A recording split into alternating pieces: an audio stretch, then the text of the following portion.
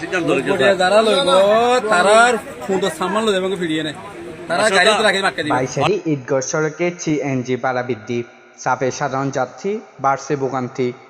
বিস্তারিত দেখুন মোহাম্মদ শাহরিয়াজের সাথে প্রতিবেদনে। বাইশারি টু ঈদগাহ সড়কে সিএনজি ভাড়া বৃদ্ধি নিয়ে সৃষ্টি হয়েছে ব্যাপক আলোচনা সমালোচনা। আগে যেখানে এই রুটে সিএনজি ভাড়া ছিল ৭০ টাকা, বর্তমানে তা বাড়িয়ে ৮০ টাকা নির্ধারণ করা হয়েছে বলে জানিয়েছেন চালক সমিতি। তবে যাত্রীদের অভিযোগ, কিছু অসাধু চালক সুযোগ নিয়ে ১০০ টাকা পর্যন্ত ভাড়া আদায় করেছেন, যা সাধারণ মানুষের জন্য বাড়তি চাপ সৃষ্টি করেছে। সিএনজি চালক সমিতির সদস্য হামিদুর রহমান জানান, গ্যাসের মূল্য বৃদ্ধি এবং অন্যান্য খরচের কারণে ভাড়া ৮০ টাকা নির্ধারণ করা হয়েছে, কিন্তু কেউ কেউ যদি বেশি নেয় তার অনিয়মও আমাদের নীতিমালার বাহিরে। আর সিএনজি ড্রাইভার একটা হুসানি বারে আর ৭০ টাকা ভাড়া আছি। আর আপাতত বিভিন্ন জায়গায় যোগাযোগ করছি, প্রশাসনের স্থানীয় নেতৃত্বে যোগাযোগ করছি। তো তারা আর সমন্বয় করে এনে ১০ টাকা বোঝা যায় না, অর্থাৎ ৮০ টাকা ভাড়া লেভেল হতে হই। আর যদি কেউ ৮১ টাকা লয় তার বিরুদ্ধে আইনগত ব্যবস্থা নিয়ে মারা আর বেতনের আশ্বাস দিলাম এবং এলাকাবাসীরও হই।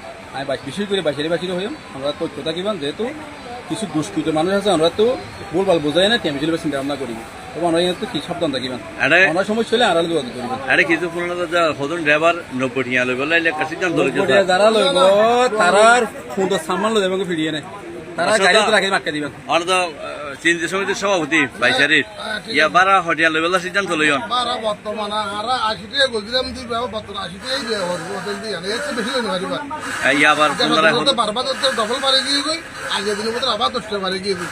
তো এখন বর্তমানে একদম ৯০ টাকা গিয়ে গই। এই আরো ৮০ টাকা বাড়া লোয়া যাবে, এর থেকে বেশি মানে দেবা বেশি যদি খেলে হইলে ইয়ে না আইনা ব্যবস্থা লোয়া দেবে। আরে কোনো হোটেল ৯০ টাকা বারা করে চিন্তা করে এটা আল্লাহ আমরা ব্যবস্থা লইবেন কিনা।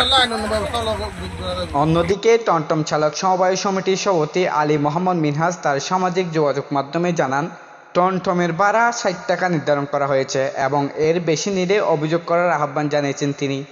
সরকারি নীতিমালা অনুযায়ী প্রায় ১৬ কিলোমিটার দূরত্বে এই রুটের ভাড়া একটি নির্দিষ্ট সীমার মধ্যে থাকার কথা থাকলেও বাস্তবে তা মানা হচ্ছে না বলে অভিযোগ উঠেছে।